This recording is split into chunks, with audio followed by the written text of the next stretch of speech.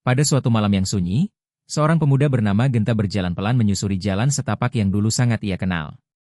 Ia membawa senter kecil dan tas ransel berisi air minum serta buku catatan lamanya.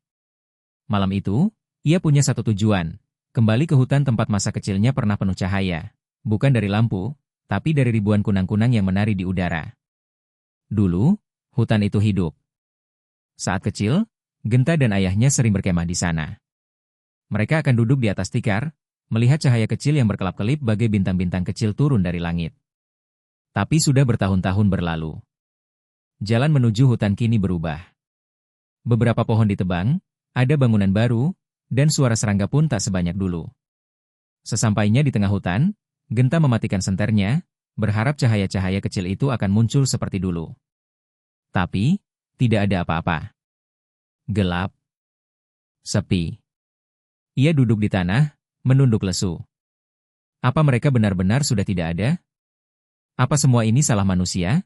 Gumamnya. Angin malam bertiup pelan. Daun-daun berdesir. Dan tiba-tiba, ada cahaya kecil muncul dari kegelapan. Semakin lama semakin terang. Genta mendongak. Di depannya, melayang seekor kunang-kunang. Tapi bukan kunang-kunang biasa. Ia besar, hampir sebesar bola tangan, dan sayapnya bening seperti kaca yang bersinar. Kunang-kunang itu berhenti di depan wajah Genta, lalu mengeluarkan suara lembut, seperti bisikan. Kami belum punah. Tapi kami sembunyi. Dunia ini tak lagi ramah bagi kami. Genta terpana. Ia tak bisa berkata apa-apa. Kunang-kunang itu melanjutkan, kami bukan satu-satunya. Banyak makhluk kecil lain yang kini kehilangan rumah.